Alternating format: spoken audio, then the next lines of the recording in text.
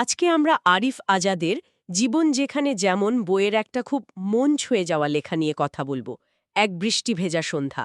হ্যাঁ, এই লেখাটা আসলেই খুব অন্যরকম। লেখক এখানে তার খুব কাছের এক বন্ধুর হঠাৎ মৃত্যু মানে আকস্মিক মৃত্যু আর তারপর যা যা ঘটল সেই ব্যক্তিগত অভিজ্ঞতাগুলো তুলে ধরেছেন, বেশ নাড়িয়ে দেওয়ার মতো। হুম। আমরা এখানে দেখতে চাইব যে এই ধরনের আকস্মিক শোক মানুষকে কিভাবে স্তব্ধ করে দেয়, কিভাবে পুরনো দিনের স্মৃতি, বন্ধুত্বের স্মৃতিগুলো ফিরে ফিরে আসে, ঠিক। আর কঠিন পরিস্থিতিতে মানুষ কতটা অপ্রত্যাশিত সিদ্ধান্তও নিতে পারে। আমাদের লক্ষ্য থাকবে এই লেখার মূল ভাবনা, এর ভেতরের আবেগ আর জীবনের কিছু কঠিন বাস্তবতা নিয়ে একটু গভীরভাবে কথা বলা। অবশ্যই, চলুন শুরু করা যাক। তাহলে চলুন গভীরে যাই। আচ্ছা, শুরুতেই লেখক তার বন্ধু জাহিদের মৃত্যুর খবরটা কিভাবে পেলেন সেটার কথা বলছেন। হ্যাঁ। ব্যাপারটা এতটাই আকস্মিক, ভাবুন একবার, আগের দিন বিকেলে যার সাথে দেখা হলো, কথা হলো, হ্যাঁ, একদম স্বাভাবিক দেখাশোনা। পরের দিন সকালেই শুনলেন সে আর নেই। এই খবরটা পাওয়ার পর লেখকের অনুভূতি, তিনি লিখেছেন যেন বরফের মতো জমে গিয়েছিলেন। হুম, সেটাই স্বাভাবিক। মনে হচ্ছিল পৃথিবীর চেনা ছন্দটাই হারিয়ে গেছে, সব ওলটপালট। এই অনুভূতিটা কিন্তু খুব পরিচিত। মানে যারা এমন অভিজ্ঞতার মধ্যে দিয়ে গেছেন তারা বুঝবেন। দেখুন, মৃত্যু যে আসবে এটা তো আমরা সবাই জানি তত্ত্বগতভাবে। হয় জানি। কিন্তু যখন সেটা খুব কাছের কারো সাথে ঘটে আর এমন হুট করে অপ্রত্যাশিতভাবে, তখন সেটা মেনে নেওয়া যুক্তিবুদ্ধি দিয়ে হজম করাটা খুব কঠিন হয়ে পড়ে। ঠিক। লেখক তো এখানে উমার রাদিয়াল্লাহর কথাও টেনেছেন। নবীজি সাল্লাল্লাহর মৃত্যুর খবর শুনে তিনি এতটাই বিহ্বল হয়ে পড়েছিলেন যে বিশ্বাসই করতে পারছিলেন না। হ্যাঁ, একদম। প্রিয়জন হারানোর শোক আমাদের এতটাই স্বাভাবিক বিচার ক্ষমতাকেই যেন কিছুক্ষণের জন্য অসাড় করে দেয়। এটা শুধু দুঃখ পাওয়া নয়, তার চেয়েও বেশি কিছু, অস্তিত্বের ভিতটাই যেন নড়ে যায়। এই সূত্র ধরে লেখক আরেকটা খুব গুরুত্বপূর্ণ পয়েন্টে এসেছেন। পৃথিবীতে তো কত রকমের মতভেদ, তাই না? অসংখ্য। কেউ ঈশ্বরে বিশ্বাস করেন, কেউ করেন না, কেউ হয়তো সংশয়ে ভোগেন। কিন্তু একটা ব্যাপার, মৃত্যু, এটা নিয়ে কি কারো কোনো দ্বিমত আছে? না, মনে হয় না। লেখক ঠিক এটাই বলছেন। বিশ্বাসী হন, অবিশ্বাসী হন বা সংশয়বাদী, সকলেই মৃত্যুর অনিবার্যতা স্বীকার করে। মৃত্যু কোনো বিশ্বাস অবিশ্বাসের ধার ধারে না। খুব পাওয়ারফুল একটা কথা।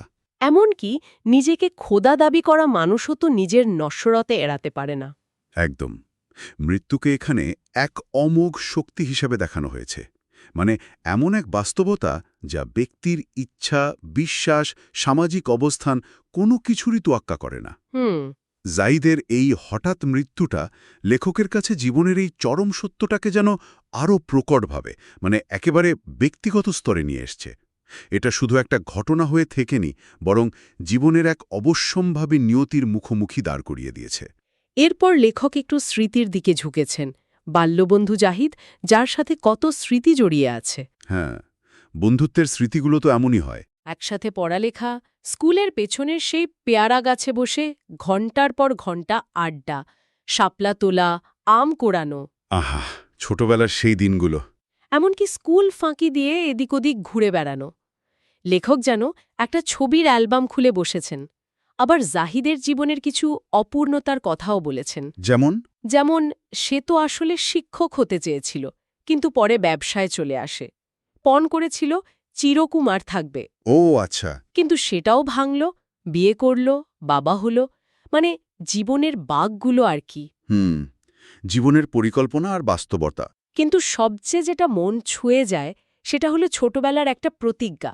সেই পেয়ারা গাছে বসেই নাকি দুজন ওয়াদা করেছিল কেউ কাউকে ছেড়ে যাবে না। সরল সেই প্রতিজ্ঞা। কিন্তু মৃত্যু তো কোনো প্রতিজ্ঞার ধার ধারে না, সে এসে সব কিছু মিথ্যে করে দিল। লেখক এরপর ভাবছেন, কবিরা যে বলেন চলে যাওয়া মানে প্রস্থান নয়, কথাটা কি আসলেও সত্যি? একটা গভীর প্রশ্ন। কিন্তু বাস্তবতার মুখোমুখি দাঁড়িয়ে তিনি নিজেই আবার উপসংহারে আসছেন, না, মৃত্যু মানেই হল নিশ্চিত প্রস্থান, ফিরে আসার কোনো পথ নেই। এই স্মৃতিচারণগুলো, এগুলো আসলে শোক প্রক্রিয়ারই একটা অংশ। প্রিয়জন হারানোর পর এভাবেই তো স্মৃতিরা ভিড় করে আসে। ঠিক। একদিকে যেমন বন্ধুত্বের গভীরতাটা বোঝা যায়, তেমনি জীবনের নানা পরিবর্তন, অপূর্ণ স্বপ্ন, সময়ের সাথে বদলে যাওয়া বাস্তবতা, এই সবকিছুই যেন চোখের সামনে ভেসে ওঠে। আর ওই প্রতিজ্ঞাভঙ্গের ব্যাপারটা, বিশেষ করে যখন সেটা মৃত্যুর মতো একটা চূড়ান্ত বিচ্ছেদ দিয়ে ঘটে। হ্যাঁ, সেটা সম্পর্কটাকে অন্যরকম একটা বিষণ্ণতা দেয়। মনে হয় জীবনের পরিকল্পনাগুলো আসলে কতটা ঠুনকো, কতটা অনিশ্চিত। এরপর লেখক আরেকটা ঘটনার কথা বলছেন, যেটা আসলে গল্পের পরের অংশটা বুঝতে খুব জরুরি। আচ্ছা। জাহিদের মৃত্যুর বেশ কিছুদিন আগে লেখক একদিন দেখেন জাহিদ খুব মনমরা হয়ে বসে আছে, একদম অন্যরকম। যে মানুষটা সবসময় হাসি খুশি থাকত। হ্যাঁ, সেটাই। লেখকেরও খুব খারাপ লাগে। অনেক জিজ্ঞেস করার পর জাহিদ জানায় তার ছোট্ট মেয়েটার ব্রেন টিউমার ধরা পড়েছে। খুব দুঃখজনক। আর চিকিৎসার খরচ জোগাতে গিয়ে সে প্রায় দিশেহারা। কিন্তু অবাক করার মতো ব্যাপার হলো, মৃত্যুর ঠিক আগের দিন যখন দেখা হয়, লেখক জাহিদকে বেশ ফুরফুরে মেজাজেই দেখেছিলেন। তাই নাকি? অদ্ভুত তো। হ্যাঁ, লেখক তাই ভাবছেন ওই হাসি খুশি মুখের আড়ালে মানুষটা ভেতরে ভেতরে কত রকমের বোঝা যে বয়ে বেড়াচ্ছিল কে জানে। কারণ মৃত্যুর কারণ হিসেবে বলা হয়েছে হার্ট অ্যাটাক। এই বিষয়টা কিন্তু খুব ভাবায়। আমরা বাইরে থেকে একজন মানুষকে যতটা স্বাভাবিক বা হাসি খুশি দেখি, তার ভেতরে হয়তো সম্পূর্ণ অন্য একটা ঝড় চলতে থাকে। জাহিদের এই আপাত স্বাভাবিকতা আর ভেতরের ওই গভীর উদ্বেগ, ওই অর্থনৈতিক চাপ, এই দ্বন্দ্বটা কিন্তু আমাদের চারপাশে অনেক মানুষের জীবনেরই প্রতিচ্ছবি। ঠিক, হয়তো কাউকে বুঝতে দিতে চায়নি। হ্যাঁ, হয়তো সামাজিক কারণ বা প্রিয়জনদের দুশ্চিন্তায় ফেলতে না চাওয়ার ইচ্ছা, অনেক কিছুই হতে পারে। মানুষ তো এভাবেই অনেক কষ্ট নিজের ভেতরে চেপে রাখে। আর এই লুকানো ভার বইতে বইতে শরীর বা মন হয়তো এভাবেই ভেঙে পড়ে। হ্যাঁ, আর সেই কঠিন বাস্তবতা জাহিদের মৃত্যুর পর যেন আরও ভয়াবহ রূপ নেয়। কিভাবে? একদিকে মেয়ের চিকিৎসা প্রায় বন্ধ হওয়ার জোগাড়, অন্যদিকে ব্যবসার অংশীদাররা সব কেমন যেন সরে যেতে শুরু করেছে, নানা অজুহাতে নিজেদের গুটিয়ে নিচ্ছে। মানে যেই লোকটা চলে গেল তার সাথে সাথে দায়িত্বগুলোও যেন হাওয়ায় মিলিয়ে দিতে চাইছে। অনেকটা তাই। কোথা থেকে সব পাওনাদাররা যেন হঠাৎ উদয় হলো, এমনকি বাড়িওয়ালাও নোটিশ দিয়ে দিয়েছে, বকেয়া ভাড়া মেটাও, না হলে বাসা খালি করো, জিনিসপত্র রেখে দেব। সর্বনাশ! মানে একেবারে চতুর্দিক থেকে বিপদ। লেখক এখানে একটা প্রচলিত কথা উল্লেখ করেছেন, ব্যবসা জীবিতকে নিয়ে চলে, মৃতকে নিয়ে নয়। কিন্তু তিনি বলছেন কথাটা আসলে ঠিক না। কেন? কারণ মৃত জাহিদকে ঘিরেও তখন এক অন্য রকমের হিসাব নিকাশ, একটা স্বার্থের খেলা ঠিকই শুরু হয়ে গেছে। এটাই তাহলে সেই নির্মম বাস্তবতা। পরিবারের প্রধান উপার্জনক্ষম ব্যক্তি চলে যাওয়ার পর একটা পরিবার কতটা অসহায় হয়ে পড়তে পারে ভাবা যায় না। একদিকে শোক সামলানো, অন্যদিকে এই বহুমুখী সংকট। এটা সত্যি খুব কঠিন পরিস্থিতি। আর সমাজের এই দিকটা, মানে মৃত ব্যক্তিকে ঘিরেও যে স্বার্থের খেলা চলতে পারে, এটা নিয়ে আমরা হয়তো খুব বেশি ভাবি না। লেখক খুব স্পষ্টভাবে দেখিয়েছেন। তো বন্ধুর পরিবারের এই চরম দুর্দিনে লেখক ভাবলেন তিনি কিছু একটা করবেন। নিজের জমানো কিছু টাকা ছিল, সেটা দিয়ে অন্তত জাহিদের অসুস্থ মেয়েটার চিকিৎসার দায়িত্বটা নেবেন। বন্ধুর প্রতি দায়িত্ববোধ থেকে। এবং তিনি প্রায় নিশ্চিত ছিলেন, একরকম ধরেই নিয়েছিলেন, যে তার স্ত্রী ফাতেমা এই প্রস্তাবে খুব খুশি হবেন। কারণ ফাতেমা বরাবরই খুব দয়ালু, পরোপকারী, অন্যের বিপদে সবসময় এগিয়ে আসেন। হ্যাঁ, চরিত্রের যে বর্ণনা দেওয়া হয়েছে তাতে তো তাই মনে হয়। লেখক হয়তো ভাবছিলেন ফাতেমা তারই মহৎ ভাবনার জন্য তাকে আরও বেশি বাহবা দেবেন। কিন্তু যা ঘটল সেটা লেখকের কল্পনারও বাইরে। ফাতেমাকে যখন তিনি তার পরিকল্পনার কথা বললেন, ফাতেমা খুব শান্তভাবে কিন্তু একদম স্পষ্টভাবে বলে দিলেন এটার কোনো দরকার নেই। বলেন কি? সরাসরি না? হ্যাঁ, এই একটা কথা শুনে লেখক শুধু অবাকই হলেন না, রীতিমতো আকাশ থেকে পড়ার মতো অবস্থা, ভীষণ কষ্ট পেলেন। স্বাভাবিক, কষ্ট পাওয়ারই কথা। তার মনে হল এই ফাতিমাকে তো তিনি চেনেন না, যে মানুষটা অন্যের দুঃখে সবসময় এমন কাতর হন, তিনি এমন একটা কথা বলতে পারলেন। লেখকের মনে হতে লাগল, তাহলে কি ফাতিমাও এই কঠিন সময়ে এসে স্বাস্থ্যপর হয়ে গেল? তার ভেতরের দ্বিধাটা বোঝা যায় যখন তিনি ভাবেন, ফাতিমা, তুমিও এভাবে বদলে যেতে পারলে। এখানেই গল্পটা একটা অসাধারণ মোড় নেয়, তাই না? ফাতিমার এই আপাত কঠিন উত্তরটা, এটা আসলে স্বার্থপরতা ছিল না। না, একদমই না। বরং এটা ছিল অনেক গভীর, অনেক সুদূর প্রসারী এক চিন্তার প্রতিফলন। তার ওই না বলার পেছনে অন্য একটা দর্শন কাজ করছিল। ঠিক। তিনি হয়তো বুঝতে পারছিলেন এই যে তাৎক্ষণিক আর্থিক সাহায্য, এটা হয়তো সাময়িকভাবে কাজে দেবে, হ্যাঁ, কিছুটা স্বস্তি দেবে হয়তো, কিন্তু দীর্ঘমেয়াদে এটা পরিবারটিকে পরনির্ভরশীল করে তুলবে। হয়তোবা করুণার পাত্র বানিয়ে রাখবে। তিনি হয়তো এর চেয়ে বেশি কিছু ভাবছিলেন। ঠিক তাই, লেখক যখন খুব আহত হয়ে একরকম অভিমান করেই চলে যেতে চাইছিলেন, ফাতিমা তাকে থামালেন। আচ্ছা। তারপর ধীরে ধীরে তার যুক্তির জালটা বুনলেন। বললেন, আজ নয় আমরা টাকা দিয়ে সাহায্য করলাম, কাল কি হবে, পরশু তারা কার মুখাপেক্ষী হবে, কোথায় যাবে? খুব বাস্তব প্রশ্ন। ফাতিমা বোঝাতে চাইলেন, এই মুহূর্তে পরিবারটার শুধু টাকা দরকার নেই, তাদের দরকার একটা স্থায়ী আশ্রয়, মাথার উপর একটা ছায়া, একটা নির্ভরতার জায়গা। বিশেষ করে জাহিদের ওই ছোট্ট মেয়েটার জন্য এমন কেউ দরকার যে তার মাথায় স্নেহের হাতটা রাখবে, তাকে আগলে রাখবে, একটা বটবৃক্ষের মতো, একটা অবলম্বন।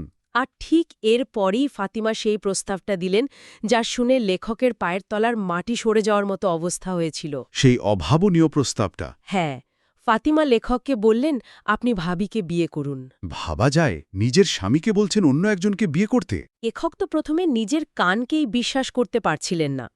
এটা কিভাবে সম্ভব? ফাতিমা এমনটা ভাবলেন কি করে? এটা তো শুধু একটা বিয়ের প্রস্তাব নয়, এটা আমাদের সমাজের প্রচলিত ধ্যানধারণাকে একেবারে ঝাঁকিয়ে দেওয়ার মতো একটা ব্যাপার। এই প্রস্তাবটাই ফাতিমা চরিত্রটাকে এক অন্য উচ্চতায় নিয়ে গেছে।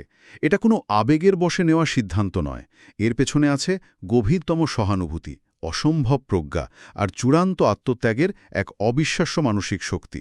একদম। তিনি সমস্যার একেবারে গোড়ায় হাত দিয়েছেন, শুধু সাময়িক উপশম নয়, একটা স্থায়ী সমাধানের কথা ভেবেছেন। এমন এক সমাধান যা হয়তো সমাজের বেশিরভাগ মানুষ ভাবতেই পারবে না।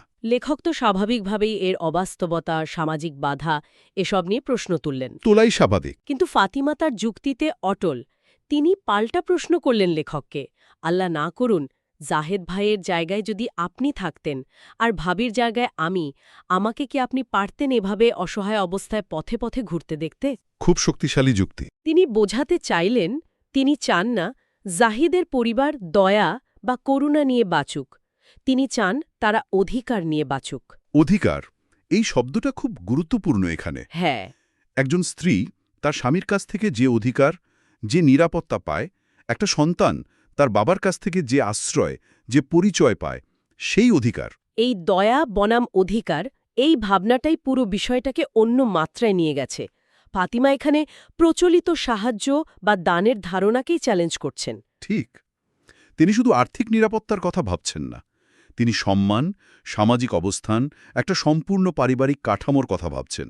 তার এই নৈতিক অবস্থান এতটাই দৃঢ় ছিল যে লেখকের আর কোনো প্রতিবাদের ভাষা ছিল না। হ্যাঁ, লেখক লিখেছেন তার সব প্রতিবাদ যেন স্তব্ধ হয়ে গিয়েছিল। এটা সত্যিই এক অসাধারণ মানসিক শক্তির পরিচয়। ফাতিমারি ত্যাগ, এই দূরদৃষ্টি, এক কথায় অবিশ্বাস্য। শেষ পর্যন্ত ফাতিমার যুক্তির কাছে, তার এই আত্মত্যাগের কাছে লেখককে হার মানতেই হল। বিয়েটা সম্পন্ন হল। শান্ত, বাইরে তুমুল ঝড় বৃষ্টি, বাজ পড়ছে, মেঘ ডাকছে। বাইরে দুর্যোগ আর ভেতরের ঝড়। হ্যাঁ, বাইরের এই তোলপাড়টা যেন লেখকের ভেতরের প্রচণ্ড মানসিক ঝড়, তার দ্বিধা, তার কষ্টেরই একটা প্রতিচ্ছবি। আর সেই রাতে বিয়ের পর ফাতিমা লেখককে জড়িয়ে ধরে অনেক কেঁদেছিলেন। আর লেখক, তিনি বলছেন, আমরা যে ভাবি পুরুষ মানুষ কঠিন হয়, সহজে কাঁদে না, সেই ধারণাটা সেদিন মিথ্যে হয়ে গিয়েছিল। ফাতিমাকে জড়িয়ে ধরে তিনিও নাকি সেদিন অঝরে কেঁদেছিলেন। এই দৃশ্যটা অত্যন্ত আবেগঘন। এটা শুধু একটা বিয়ের ঘটনা নয়, এটা একই সাথে গভীর বেদনা, বিশাল ত্যাগ আর একটা কঠিন নতুন বাস্তবতাকে মেনে নেওয়ার মুহূর্ত। দুজনের চোখের জল, বাইরের ঝড়, সব মিলেমিশে পরিস্থিতিটার চরম জটিলতা আর ফাতিমার নেওয়ার সিদ্ধান্তের বিশালতাকে যেন আরও স্পষ্ট করে তোলে। এটা বুঝিয়ে দেয় কিছু সিদ্ধান্ত নিতে আর সেই সিদ্ধান্তের সাথে বাঁচতে কতটা শক্তি লাগে। তো আরিফ আজাদের এক বৃষ্টিভেজা সন্ধ্যা, এই লেখাটা আমাদের জীবনের খুব মৌলিক কিছু সত্যের মুখোমুখি দাঁড় করিয়ে দেয়। নিঃসন্দেহে। আকস্মিক শোকের অভিঘাত, মৃত্যুর অনিবার্যতা, বন্ধুত্বের অমলিন স্মৃতি, জীবনের লুকানো কষ্ট, এই সব কিছুর পাশাপাশি গল্পটা আমাদের দেখায় যে চরম সংকটের মুহূর্তে মানুষের ভেতরের সহমর্মিতা, ত্যাগ আর ভালোবাসা কতটা অভাবনীয় রূপ নিতে পারে। ফাতিমার চরিত্রটা এক্ষেত্রে সত্যি অসাধারণ। প্রচলিত চিন্তার বাইরে গিয়ে তিনি একটা পথ দেখিয়েছেন। এই পুরো আলোচনা শেষে আমার মনে একটা প্রশ্ন আসছে, যা হয়তো আমাদের আরও ভাবার সুযোগ করে দেবে। বলুন। জীবনে যখন এমন চরম ক্ষতি বা প্রিয়জন হারানোর মতো ঘটনা ঘটে, সেটা কি শুধু আমাদের জীবন বা মৃত্যু নিয়ে ভাবনাকেই বদলে দেয়, নাকি আরও কিছু? নাকি একই সাথে আমাদের দায়িত্ববোধ, পরিবার, সম্পর্ক, এমনকি ভালোবাসার সংজ্ঞাকেও নতুন করে প্রশ্ন করতে শেখায়? কাউকে কঠিন সময়ে সত্যিকার অর্থে পাশে থাকা মানে কি কেবলই কিছুদিনের জন্য সাহায্য করা, যাকে ফাতিমা দয়া বলছেন? নাকি তার চেয়েও বেশি কিছু? হ্যাঁ, নাকি তার চেয়েও গভীর, আরও কাঠামোগত কিছু দরকার, যা হয়তো আমাদের জীবনের চেনা ছকটাকেই নতুন করে সাজানোর কথা বলে? খুব গুরুত্বপূর্ণ প্রশ্ন। ফাতিমার পথটা হয়তো সবার জন্য নয়, খুবই ব্যতিক্রমী, কিন্তু তিনি যে প্রশ্নগুলো তুলে দিয়েছেন, দয়া বনাম অধিকার বা সমর্থনের প্রকৃত অর্থ কী, এগুলো কিন্তু আমাদের সবার জন্যই খুব প্রাসঙ্গিক। ঠিক। এই প্রশ্নগুলো নিয়ে আসলেই ভাবা দরকার। হয়তো এক একজনের উত্তর এক এক রকম হবে, কিন্তু ভাবনাটা জরুরি।